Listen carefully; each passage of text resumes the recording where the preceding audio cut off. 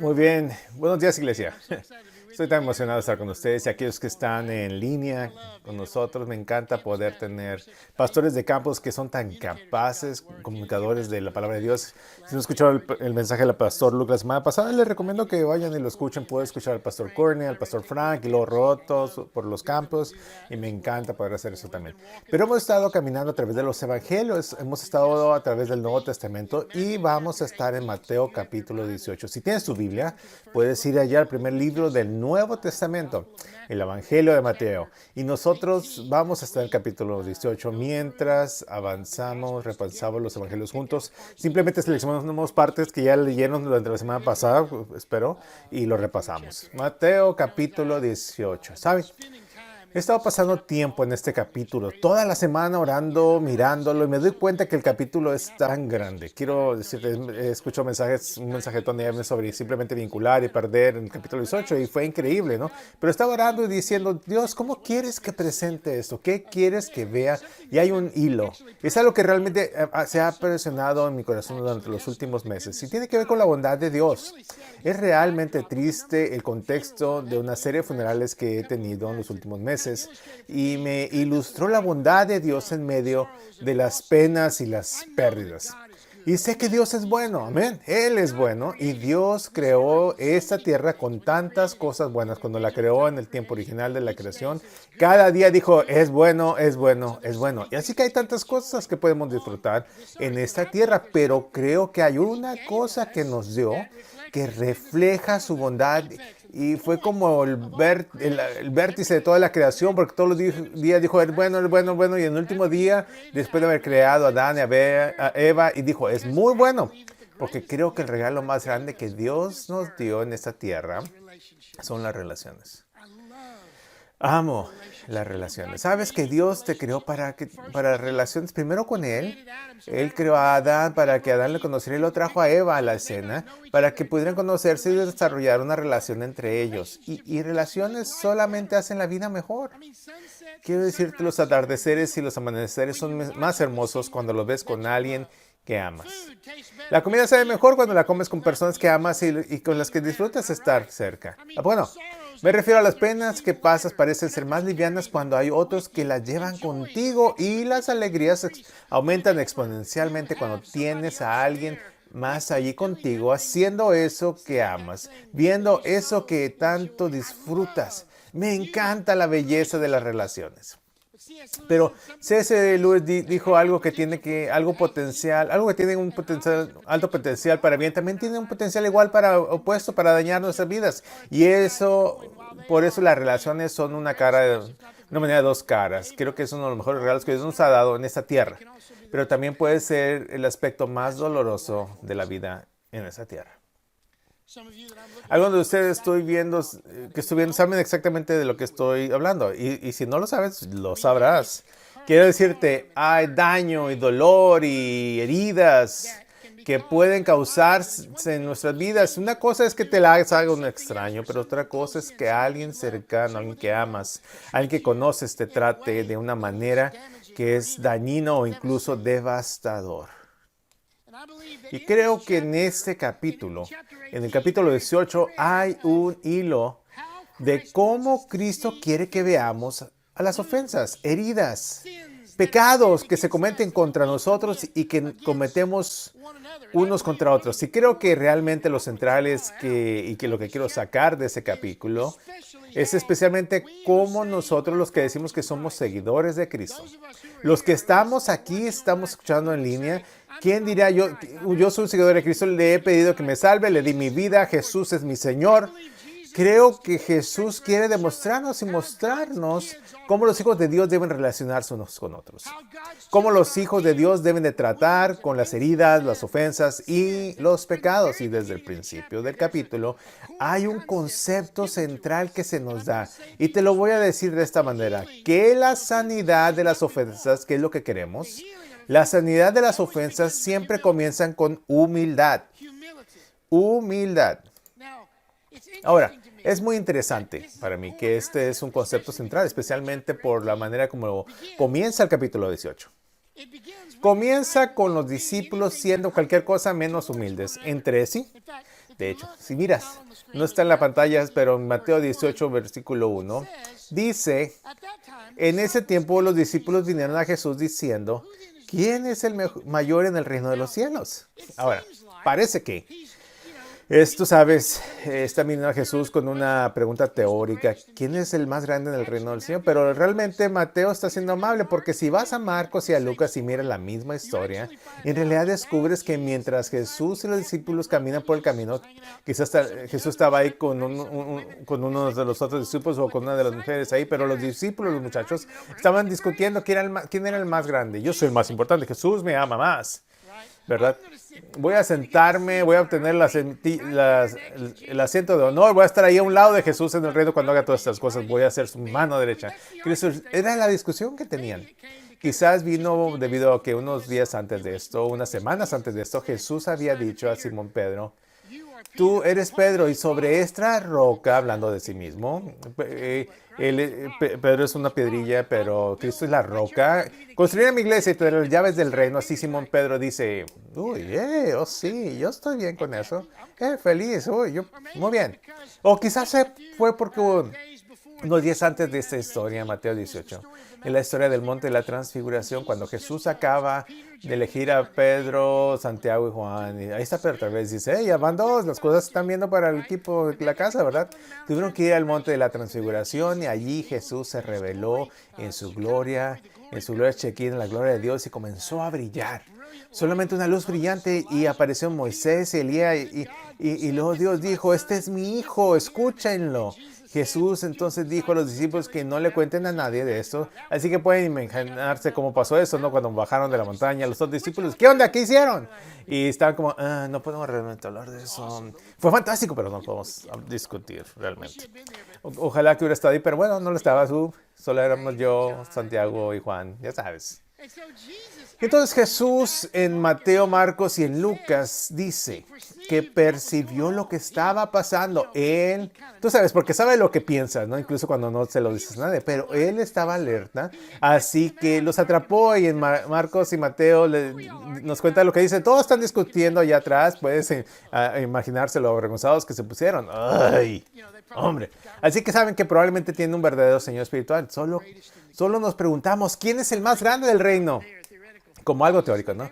Pero Jesús sabía que ellos estaban discutiendo, estaban peleando por quién era el mayor. Y entonces Jesús va a responder su pregunta y vemos en Mateo 18, versículos 2 al 6. Mateo 18, 2 al 6. Dice, él llamó a un niño y lo puso en medio de ellos. Entonces dijo, les aseguro que a menos que ustedes cambien y se vuelvan como niños, no entrarán en el reino de los cielos. Por tanto, el que se humilla como este niño será el más grande en el reino de los cielos. Y el que recibe en mi nombre a un niño como este, me recibe a mí. Pero si alguno hace pecar a uno de esos pequeños que creen en mí, más les valdría que le colgaran al cuello una gran piedra de molino y lo hundieran en lo profundo del mar. Ahora, la respuesta de Jesús escandalizó a estos hombres y a estas mujeres, todos los que estaban allí escuchando a Jesús. Cuando dijo, ¿quién es el más grande? ¿Quién va a ser el más poderoso? ¿Quién va a ser el más importante? Y Simón Pedro estaba ya listo para pasar a recibir la recompensa, el premio, pero en lugar de ir a Pedro, dice, ven para acá, pequeño Billy. Mira, Julia, ven para acá, pequeñita.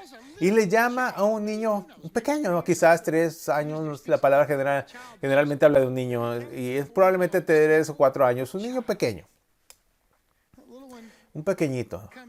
Viene y se acerca y es el punto, ¿por qué no? Dice, llamó al pequeñito a sí mismo, y uno de los pastores que leí la otra vez, dijo, es asombroso, llamó al niño y el niño vino. ¿Verdad? Ese es el punto, ¿por qué no? Cuando Jesús te llama, tú vienes. Si eres humilde, vienes. No vas no quiero ir. Tengo otras cosas que hacer, más ocupado. Eso es lo que los adultos hacemos. Pero el niño simplemente va.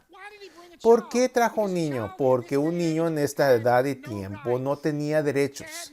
No tenían posiciones altas. Los niños no estaban allá en ese día en la forma en la que tendemos a verlos en esta era actual. Y de hecho es por lo que Cristo dijo en ese día. Los niños no tenían derechos inherentes, pero debido a las palabras de Jesús, fue la iglesia después de que nació la iglesia y comenzaron a preocuparse por los niños que estaban siendo abortados o abandonados y dejados a morir. La iglesia iba y los rescataba. Y la iglesia comenzó a exaltar la belleza y la riqueza de la niñez y a ser protector de los niños, porque Jesús dijo: cualquiera que ofenda a uno de estos, cualquiera que peque o dañe a uno de estos, será mejor que se colgara la piedra de molino su cuello. No te metas con los pequeñitos.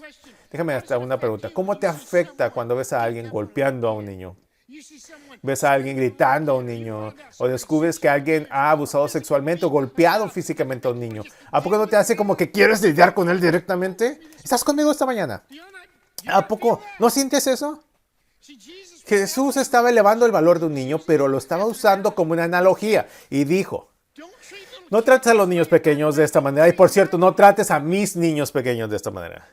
Dios es tan protector con sus pequeñitos. Estoy hablando de ti, de mí, que hemos confiado en Cristo. Como debemos de ser como Él, con los niños pequeños, quienes no tienen defensa.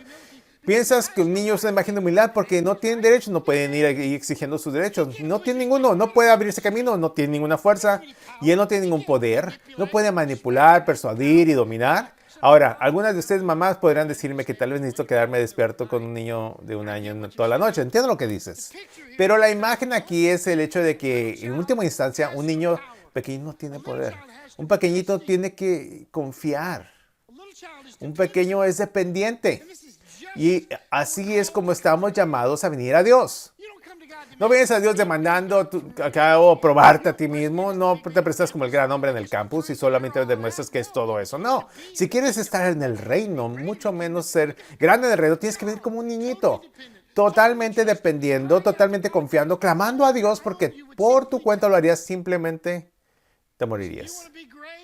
Si quieres ser grande, incluso quieres estar en el reino, tienes que volverte como este niño.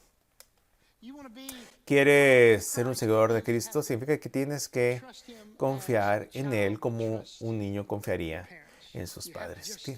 Simplemente tienes que venir y confiar que lo que Él dice, Él va a hacer. Que Él proveerá, que Él cuidará de ti, que te llevará no solamente a través de esta vida, sino a través de la eternidad. Una imagen de humildad, porque no solo es así como entras en el reino, no solo es así como recibes a Cristo, porque la salvación es un regalo, no algo que ganas. Escucha, si estás aquí escuchando y estás tratando de entender la iglesia y el evangelio, entiende esto. Tú nunca te serás salvo porque eres todo eso. Porque vienes a la iglesia lo suficiente, o dar suficiente, o haces suficientes cosas buenas. Solo experimentas el regalo de la salvación cuando lo recibes por fe, porque es algo que Cristo ya ha comprado para ti y te lo da como un regalo. Yo le di mi vida a Cristo cuando tenía 15 años. Fue cuando me humillé como un niño pequeño y dije: Dios, no puedo hacer esto por mi cuenta. Necesito que me salves. Y lo hizo. Pero me di cuenta con los años que simplemente no lo necesitaba entonces, sino todos los días de mi vida tengo que vivir en humildad. De hecho, si lees el capítulo 2 de Filipenses, puedes ir allí en la primera parte de ese capítulo por ti mismo. Habla de cómo Cristo mismo funcionó así. Él sabía que era Dios, él era hijo de Dios, pero dejó al lado su gloria y se humilló a sí mismo y se volvió hombre. Se hizo hombre y vivió en esta tierra quebrantada. Una vida piadosa, perfecta, sin pecado, y luego dio su vida, se hizo obediente hasta la muerte en una cruz. La gente lo maltrataba, lo escupía, lo golpeaban, le ponían una corona de espinas, lo azotaban la espalda y luego lo clavaron en una cruz y murió y lo enterraron y luego resucitó. Y dijeron: deja que esta mente sea vosotros, que lo que también fue en Cristo Jesús. Suficiente de arrogantes, cristianos, empujones, toritos y estos que se van en paso. Debemos de volvernos como pequeñitos en el reino de Dios. Parece al revés. ¿Quieres ser el primero? Dice, ve al último. ¿Quieres sentarte en la cabeza de la mesa? Tú siéntate en los pies de la mesa y sé invitado. ¿Quieres vivir? Tienes que morir. El reino de Dios es lo contrario de la forma en cómo el mundo funciona a propósito. Y Dios, Cristo, aquí está estableciendo este concepto de cómo los hijos de Dios deben funcionar, cómo deben de vivir. Y introduce esta idea de ofensas cuando dice: y no trates a mis niños con arrogancia. No peques contra ellos, no los hagas que tropiecen, elevando a otros creyentes sobre ti mismo. De hecho, Quiero que leamos Mateo 18, comenzando en el versículo 7. Ahora, ve al versículo 7, está en la pantalla también, pero Jesús... Después de que habló de que se ofendían a los niños y les dijo que se colgaron una piedra molino, etc. Dice en el 7, ay del mundo. Está hablando de este mundo quebrantado en el que vivimos. Ay del mundo por las cosas que hacen pecar a la gente. Inevitable es que sucedan, pero ay del que hace pecar a los demás. Ahora déjame detengo ahí un momento. Vamos a regresar en un momento más. Pero dice, obstáculos son inevitables. Las personas que hacen cosas que hacen que las personas tropiecen, personas que hacen que los otros se dañen a otros, tropiecen, caigan. Dice, ay del mundo que está matando al mundo, porque estas cosas tienen que venir, pero ay de aquel que es la causa de esto. Y recuerden que Cristo está comenzando a establecer una distinción aquí entre cómo deben funcionar sus hijos y cómo el mundo tiende a funcionar. Estuve en Mateo 18 toda la semana con Lisa. Lisa y yo habíamos visto en Amazon Prime, pero de hecho había un documental acerca de Corrie ten Boom. ¿Algunos de ustedes lo conocen, El Escondite? Una película que se hizo de ella. Pero hay un documental en Amazon Prime llamado Corrie ten Boom, Una fe invicta, creo que se llama. Y es un documental que cuenta su historia. De hecho, pone cosas ahí de que ella compartió en un ministerio y este sistema.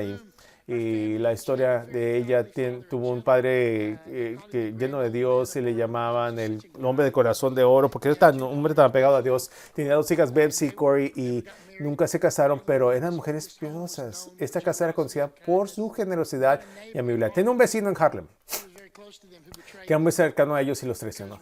Porque cuando estalló la guerra, el señor Ten Boom y sus hijas empezaron a traer a los judíos que iban a ser enviados a campos de concentración. Comenzaron a esconderlos en su casa.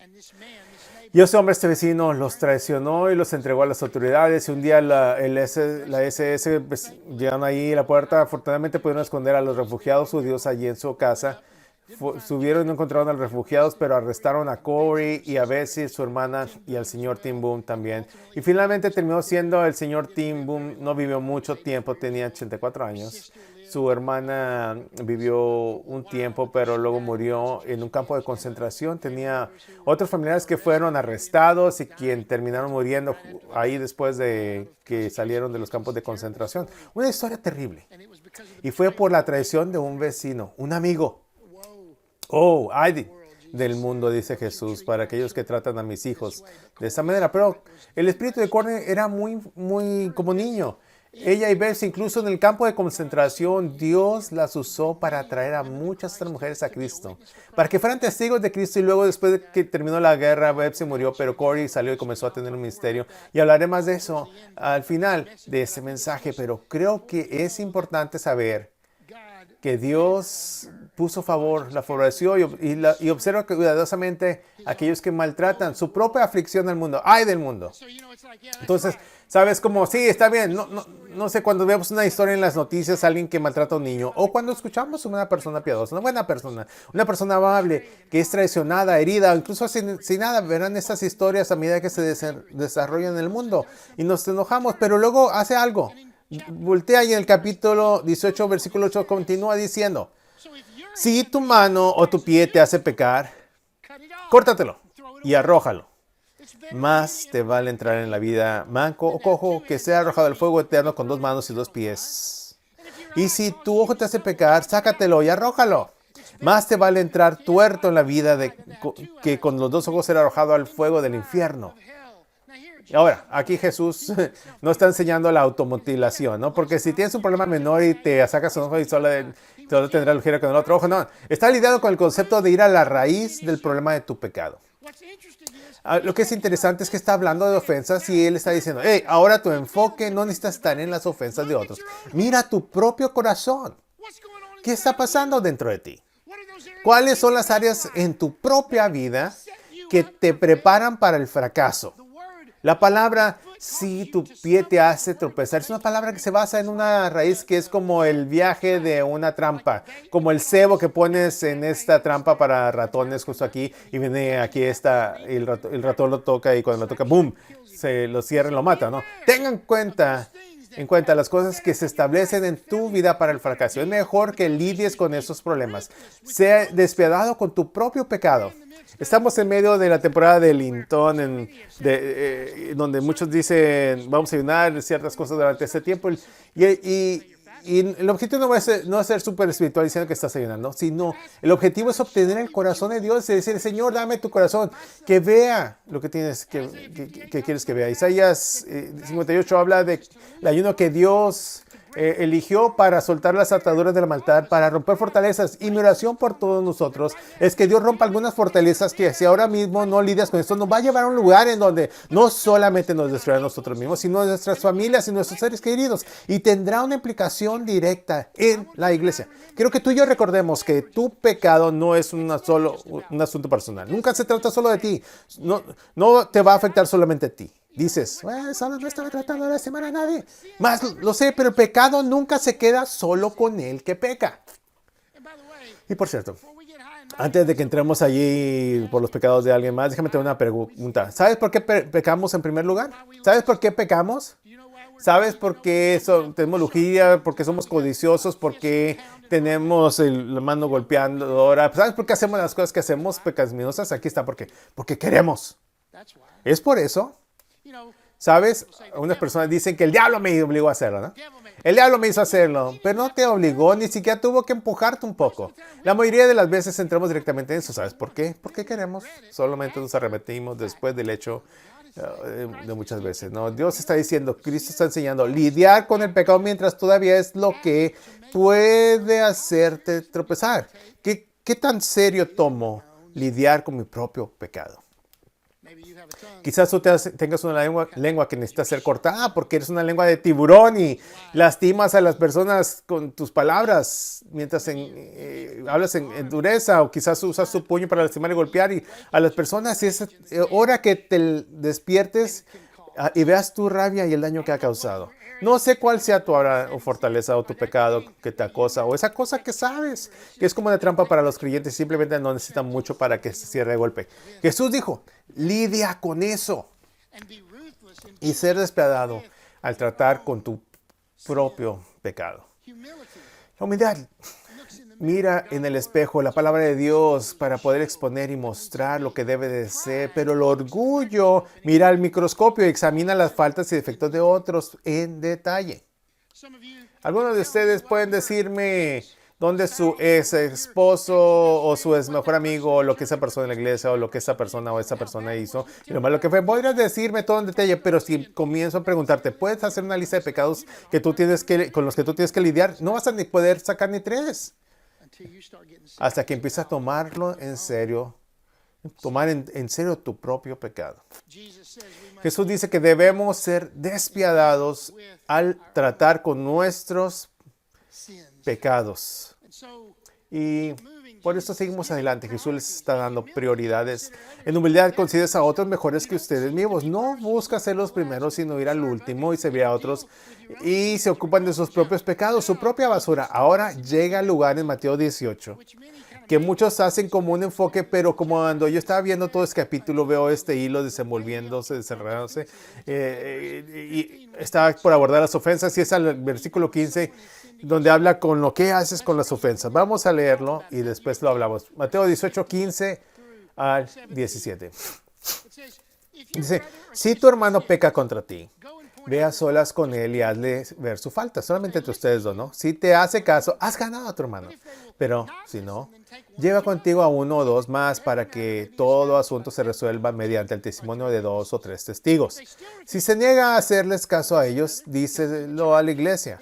Y si incluso a la iglesia no le hace caso, trátalo como si fuera un incrédulo o un renegado. Ahora, déjame te desenvuelvo esto en una forma masiva, los elementos clave, ¿no? Práctico lo que Jesús está diciendo, pero comienza así: tu hermano o hermana. No está hablando de un pariente consanguíneo. Está hablando de un hermano o una hermana en Cristo. Estos que no son seguidores de Cristo solamente miran los retorcidos mientras tratamos con lo que Jesús quiere que nos muestra, lo que quiere que hagamos con nuestros pecados, ¿no? Por cierto, hay personas que, sabes, han usado esto como excusa, pero dicen, ya no puedo ir a la iglesia, no sabes las cosas que he hecho. Esta iglesia está llena de gente santa. Y yo les digo, ¿Has estado en la iglesia? ¿Has visto a esos que estamos? Somos un desastre. Tenemos historias en esta sala que harían que la mayoría de las personas se sonrojara. ¿Alguno de ustedes más está quebrantado? Levante la mano, quiero verlos. Un testigo. Hoy, muchos mentirosos y un poco de personas honestas en esta habitación. Si tu hermano, si eres hermano o hermana, Jesús está lidiando con sus hijos, como debemos de lidiarnos con otros en la iglesia. Y cuando está hablando de la aflicción del mundo, del mundo, tristemente es bastante frecuente en que un hermano o una hermana hace que nos causa el dolor más grande, nunca lo lidian, nunca se hacen responsables. Es muy práctico, ¿sabes? Todos estamos quebrantados, así que de una forma o manera vamos a fallarnos unos a otros. Vamos a causarnos un daño, incluso si no es intencional. Pero hay algunos que están en la iglesia que puedan quererte herir. Debes saber que algunas personas que están en la iglesia no son necesariamente hijos de Dios. Hola, ¿alguien ahí? Solo porque estás sentado en una banca en la iglesia no significa que eres un seguidor de Cristo. Así que Jesús dice que esta es la forma práctica. Si un hermano o una hermana de Cristo, uno de mis hijos, peca contra ti, ve y señala su falta, solamente entre ustedes dos, aquí está el hecho, ¿no? Si alguien peca, estamos hablando de un pecado ilegítimo. No solamente estamos hablando de, hirieron mis sentimientos tantito, ¿no? Pasaron junto a ti, no te saludaron, no sabías que estaban preocupados, y solo recibieron malas noticias, pasaron junto a ti, esa persona está orgullosa, tan arrogante. Algunos de nosotros simplemente somos cobardes con respecto a algunos de la iglesia. Algunos tenemos la piel muy delgada, no puedes respirar sin lastimarte, pero a veces tienes que endurecerte porque la vida tiene momentos que ciertamente no fueron intencionales. ¿Estás siguiéndome lo que digo? Así que si no sabes lo que se hizo, si fue un pecado genuino, entonces primero, quizás tienes que ir con Dios y decir, Señor, ayúdame. Porque necesito arreglar eso a mí. Pero si te preguntas si eso es un pecado, es realmente una transgresión moral de buena fe o una transgresión en la que literalmente han hecho algo que te rodó y que te causó daño. Si no lo sabes, ve con un hermano o una hermana, no le dices nombre, no dices quién, simplemente dices, ¿sería esto un tipo de pecado? Si te dice sí, entonces ya tienes lo que necesitas. Pero así es como lo haces. Dice, si tu hermano o hermano peca contra ti, tú, primero que nada, vas. He estado en la iglesia muchos años y he visto pocas personas dispuestas a hacer esto. Alguien hizo algo, un pecado, una transgresión, un acto de ofensa contra otra persona y simplemente la absorben como si no fueran a lidiar con eso. Eso no ayuda al cuerpo, no ayuda al problema. Dijo, si alguien peca contra ti, hermano, ve. Pero es como lo dice, vas con ellos solos, ve a solas con él. Es muy interesante porque muchas veces vamos, pero cuando alguien pecan contra nosotros y vamos con todos y decimos, ¿saben lo que me hicieron? Esto está mal. Jesús dijo, no. Si un hermano o una hermana peca contra ti, entonces vas a ellos y les planteas el pecado. No es como si vayas, eres un malvado, soy un perverso, malvado, imbécil. Como vas, también es importante. Amo al doctor James Richards, donde dijo, tenemos que saber aprender cómo ir a unas personas con el espíritu de amor, con el objetivo de restauración, diciendo, necesitas saber esto es lo que hiciste y así me afectó. No es condenando, no es con un corte vengativo enojado y una especie de dolor tratando de devolver el dolor. Realmente el objetivo es reconciliación. Jesús dice que vas un objetivo de reconciliación porque si él reconoce su mal, si dice, tienes razón, no debía haber hecho eso, no sé cómo lo hice, por qué lo hice, perdóname. Dice, has ganado a tu hermano y ese es un gran momento. Me encantaría ver eso en la iglesia más a menudo cuando hay una ofensa de algún tipo, que en realidad van a uno con el otro y la resuelven individualmente y encuentran una sanación y en la relación más fuerte que nunca. Pero muchas veces eso ni siquiera sucede. Jesús dice que vayas. Y luego dice, si no lo hace, si no se arrepiente, Jesús valora las relaciones y la honestidad, y esto es amor verdadero en la iglesia. Dice, vas de vuelta, pero esta vez vas con 2 o 3. Ahora, esto no es construir un ejército de personas, un regimiento que puedan venir y vencer a esa persona. No, esto es por el bien de los testigos. Alguien que pueda venir, escuchar lo que estás diciendo y lo que tu amigo o comiembro de la iglesia está diciendo, y pueden responsabilizarlos a ambos por lo que están diciendo y cómo están lidiando con eso. ¿Estás conmigo? ¿Entiendes lo que te digo? Esto es muy práctico. A veces cuando estás con otros individualmente dices unas cosas, pero luego exageras la historia cuando estás allá afuera. No, no, no. Quiero testigos ahí. De esta manera me aseguro que yo estoy manejando esto con el espíritu de amor. Si voy a alguien y ellos pueden ser responsables de cómo responden y reconocen que esto es una ofensa genuina y debe ser resuelta. Traigan a personas piadosas, personas sabias, parte del cuerpo que vengan y te ayuden a resolver este problema. Y Jesús dice que si no se arrepiente en ese momento, entonces puedes darte permiso. No, no dijo eso. Dice, si no te arrepientes, entonces regresa con los testigos y tráelo a la iglesia. Ahora, es muy interesante porque esto es lo que se llama disciplina en la iglesia. Es cuando hay un pecado tan grave, un pecado de ofensa entre alguien en la iglesia, alguien que esté viendo un pecado, haciendo algo pecaminoso que le está trayendo daño no solamente a ellos, sino también a otros alrededor de ellos. Entonces vale la pena lidiar con este nivel, pero traerlo a la iglesia no significa que me voy a poner así como esto y todos necesitan saber que hizo eso. No, no, no. Esto es humillación. El objetivo es restauración y lo llevas a algunos líderes piadosos que pueden llevar esto y con esos testigos pueden presionar una vez más a esa persona que está haciendo algo pecaminoso y los está dañando y está dañando a la iglesia y está dañando la relación y el objetivo es que se arrepientan, que se hagan responsables. En 1 Corintios 5, Pablo habló sobre esto con un hombre que estaba viviendo un adulterio con su suegra, algo así bien loco, ¿no? Y cada vez que no se arrepiente, entonces en ese momento lo tratas como recaudador de impuestos, un pecador, lo que no suena como que onda. ¿Qué significa eso? ¿Quiere decir que lo odias a muerta? No, no, no. ¿Cómo Jesús trató a los recaudadores y a los impuestos? Recaudadores de impuestos y a los pecadores, ¿los amó? Sí, los amó. Pero si alguien está viviendo en la iglesia, funcionando en la iglesia, pero están siendo farsantes, no están respondiendo a la convicción y a la verdad genuina y a la confrontación amorosa, entonces están siendo expuestos como un farsante. Lo tratas como una persona perdida porque así es como están actuando. Y no necesitan experimentar la alegría de compañerismo como si todo estuviera bien en la familia de la iglesia. Las escrituras dicen que tienes que distanciarte de ellos en ese punto. Ahora, escucha, Jesús ama a los recaudadores de impuestos y a los pecadores, pero su compañerismo era con los hijos de Dios. ¿Me estás siguiendo lo que te estoy diciendo? Eso significa que tu pecado es una cosa seria. Mi pecado es una cuestión seria. Pero ves que el corazón de Dios, cuando dice, si hay una ofensa, un pecado que no vale la pena lidiar con él, tratar con él. Amor viene y lo lidia con él, no en espíritu de enojo o nosotros tratando de ser acusativos o tratando de derribarlos, ¿no? Tumbarlos, pero para traer restauración. Ve una primera vez, ve una segunda vez, ve una tercera vez. Y luego de eso, ora para que Dios use este tiempo para llevarlos al quebrantamiento y al arrepentimiento para la salvación o que reconozcan su pecado y sean restaurados a la comunión en la iglesia. Por cierto, cuando Jesús le dice esto a los que conocían la ley del Antiguo Testamento y los que Dios les había dado el Antiguo Testamento, sabía que Jesús no estaba diciendo nada nuevo. De hecho, en Levítico capítulo 19, 17 y 18, Levítico, ¿quién sabría, no? Levítico. Esto, obviamente no están muy familiarizados con el libro de Levítico, si no sabrían de por qué me estoy aquí asustado, ¿no? Pero realmente increíble, justo en medio, en capítulo 19, 17, dice lo siguiente que escribió Moisés: no alimentes odios secretos contra tu hermano, sino reprende con franqueza a tu prójimo. Suena como duro, pero dice, bien con este, expónelo, díselo, dice claro, para que no sufran las consecuencias de su pecado, porque si no estás dispuesto a lidiar con ese pecado de manera amorosa, te vuelves cómplice de él. No seas vengativo con tu prójimo, ni le guardes rencor. Ama a tu prójimo como a ti mismo. Yo soy el Señor. ¿A poco no es fantástico? ¿Lo escuchaste? Dice, tú vas. Este es el Antiguo Testamento. Jesús está reforzándolo. Ve a ellos y habla claramente. Esto es lo que hiciste. Esto es como actuaste. Y esto es lo que me ha hecho. Es cómo me ha afectado.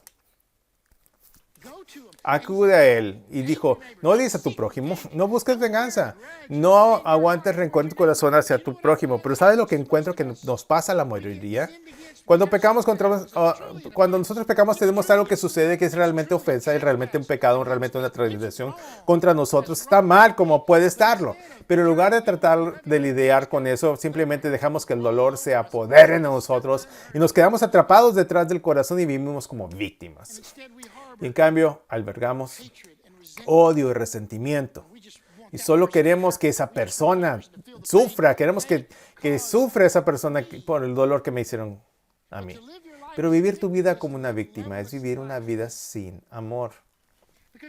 Porque mientras albergues el odio y el resentimiento, en mi corazón, escucha, no puedo amar a nadie. ¿Sabes? Esta es una antigua declaración. Pateame una vez, vergüenza para ti. Me pateas dos, vergüenza para mí, porque la mentalidad es, me lastimaste una vez, es como, hoy no debiste haberlo hecho, ¿verdad? Pero no me vas a lastimar de nuevo porque no te voy a dar la oportunidad. Cristo nos llamó a amarlo, amar, incluso a aquellos que te lastiman y te hieren. ¿Cómo? En el mundo, Jesús dice, esto es lo que haces si aparecen estas ofensas, pero la conclusión es que como mis hijos, tu meta es actuar en amor, haz eso que es amar, sin importar lo que pase. Así Simón Pedro luego entonces viene a Jesús y él está como siempre, ¿no? Simón Pedro, déjalo a Simón Pedro que se para ahí justo adelante y saca a relucir lo que todos están pensando. Y él dice, veámoslo de nuevo ahora en el capítulo 18, 21 al 35.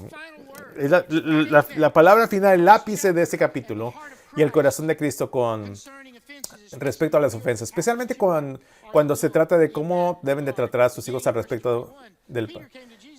A partir del 21 dice, Pedro se acercó a Jesús y le preguntó, Señor, ¿cuántas veces tengo que perdonar a mi hermano que pecan contra mí?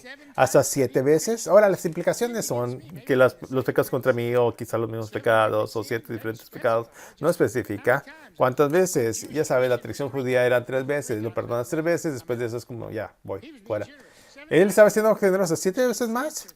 Y Jesús respondió, no, y vuelve a la mente de todos, no. Dice, no te digo que hasta 7 veces, sino hasta 77 veces.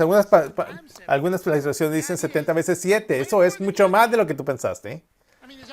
Pensaba que cuando a menudo piensas, debes de perdonar. Quiero que Lucas, después de esto, lo que dice en la declaración, dice, Jesús, aumenta nuestra fe porque no sé cómo voy a hacer esto. Así que Jesús les dice una historia para presionar esto. Dice, por eso el reino de los cielos se parece a un rey que quiso ajustar cuentas con sus siervos. Son los últimos días, ¿no? Al comenzar a hacerlo, se presentó uno que le debía miles y miles de monedas de oro. Como él no tenía con qué pagar, el Señor mandó que lo vendieran a él, a su esposa y sus hijos y todo lo que tenía para así saldar la deuda. El siervo se postró delante de él. Tenga paciencia conmigo, le rogó, y se lo pagaré todo. El Señor se compadeció de su siervo. Qué momento, ¿no? Le perdonó la deuda y lo dejó en libertad. Al salir, aquel siervo se encontró con uno de sus compañeros que le debía 100 monedas de plata. Ahora, mira, le debía como 10,000 bolsas de oro, ¿no? Algunas traducciones dicen que si trataba de contrarrestar serían 7, 8 millones de millones. Sería mucho más de lo que podía pagar en toda su vida. Que por lo cierto, somos buenos gastando pero los regalos que Dios nos da, pero no somos muy buenos para pagándolos o lidiándolos con ellos o administrándolos bien. Pero ahora se le perdona 10 millones de dólares con respecto a deudas y el que le debía como un pago de 1 o 2 meses. Y se lo agarró por el cuello y comenzó a estrangularlo. Págame lo que me debes, le exigió. Su compañero se postró delante de él. Ten paciencia conmigo, mismas palabras, le rogó, y te lo pagaré. Lo haré. Pero él se negó. Más bien, fue y lo hizo meter en la cárcel hasta que pagara la deuda. Cuando los demás siervos vieron lo ocurrido, se entristecieron mucho y fueron a contarle a su señor todo lo que había sucedido. Entonces el señor mandó llamar al siervo. Siervo malvado, le increpó. Te perdoné toda aquella deuda porque me lo suplicaste. ¿No debías tú también haberte compadecido con tu compañero, así como yo me compadecí de ti? Y enojado, su señor lo entregó a los carceleros para que lo torturaran hasta que pagara todo lo que debía. Así también mi Padre Celestial los tratará a ustedes, a menos de que cada uno perdone de su corazón a su hermano. Y hay todo este tipo de preguntas, que si me quedas el otro y aquello y esto. No voy a entrar, pero te voy a decir el punto final. La última palabra y es esta. Si eres un hijo de Dios, si has sido salvado por Cristo, si has recibido el regalo de la salvación y Él te ha perdonado tu pecado, aquí está el punto final. Perdón es un requerimiento no opcional para todos los creyentes. Punto. Déjame te lo digo una vez. Si eres un hijo de Dios, si eres uno que ha recibido el regalo de la salvación y has sido perdonado de tus pecados y estás eternamente prometido a la casa de Dios en el cielo como su hijo, el perdón es un requisito no opcional para todos los creyentes, para ti. Esto no minimiza la deuda que esa persona te debe. Esto no trata como si fuera, ay, no pasa nada, no pasó tanto. Sí lo fue. Todo pecado es un gran problema. Los pecados contra nosotros son muy costosos y muy dolorosos. Esta historia no minimiza el dolor de la herida por lo que han pasado. Algunos de ustedes han sido abusados sexualmente, físicamente, abandonados, traicionados, les han mentido, los han engañado, les han costado dinero, les han costado sus trabajos, les han costado sus amigos. Sí, has pasado por ello, pero punto final, en resumen, Jesús te dice a sus hijos, si han pecado contra ti, tú debes perdonar. Todo lo que esa persona ha hecho contra ti, finalmente lo hizo contra Dios y Cristo pagó por eso en la cruz. A pesar de que queremos que nos paguen, recuerda, Cristo nos dijo, no busquemos venganza. Pablo escribió, de nuevo, no busques venganza, yo pagaré, dice Dios, yo lidiaré con ellos. Tu responsabilidad es hacer exactamente lo que Cristo hizo, perdonar a los que pecan contra ti. Dices, pero ¿y si no cambian? Eso no está bajo tu control. Pero ¿qué tal si no lo dicen que lo siento? Eso no es lo que tú tienes que dictar o determinar. Tu responsabilidad como hijo de Dios que ha sido perdonado es perdonar. Y si no perdonas, creas una prisión para tu propia alma. Tú no puedes amar como Cristo ama si no estás dispuesto a perdonar como Cristo nos ha perdonado, como te ha perdonado. Es tan interesante. Mientras estaba viendo esta historia y pensé, wow, ¿cómo me hizo el Señor saber esta historia? Te conté en Amazon Prime. He conocido la historia de Corrie ten Boom, pero lo que vi en ese documental, al final, lo que murió su hermana cuando salió y había tantas historias de terror, también hubo unas historias de Dios. Y ella tuvo que confrontar y lidiar con los guardias de la prisión que habían estado ahí, habían sido responsables de la muerte de su hermana y otros. Pero la clave llegó, un momento clave cuando escuchó que el hombre que era su vecino y su amigo que los había traicionado había sido detenido por las autoridades holandesas y lo estaban juzgando por los delitos que había cometido contra los otros ciudadanos holandeses y era probable que lo sentenciaran a muerte. Y Corrie ten Boom, en sus propias palabras, ella dice esta historia y puedes escucharla, una grabación de ella hablando. Dice, comencé a lidiar con lo que estaba pasando en mi propio corazón. Me di cuenta de que había estado guardando resentimiento contra él, odio. Y ella dijo que comencé a ser real con Dios y comencé a decirle a Dios, no puedo perdonar, pero tú sí puedes, y Dios le dio el poder y ella lo perdonó. Y le escribió una carta. E hizo exactamente lo que Jesús dijo que hicieran, a pesar de que él no era un compañero creyente, era un amigo de ella. Dijo, esto es lo que tus acciones me causaron. Mi hermana murió, mi padre 84 murió, mi hermano se enfermó tanto después del campo de concentración, se murió. Otros miembros familiares también se perdieron, no sabemos ni dónde están. Y dijo, pero sabes que quiero decir una cosa, te perdono, porque Cristo me ha perdonado. Y lo dejó ir. Se sintió tan libre cuando hizo eso. Sorprendentemente recibió una carta de este hombre después de un tiempo.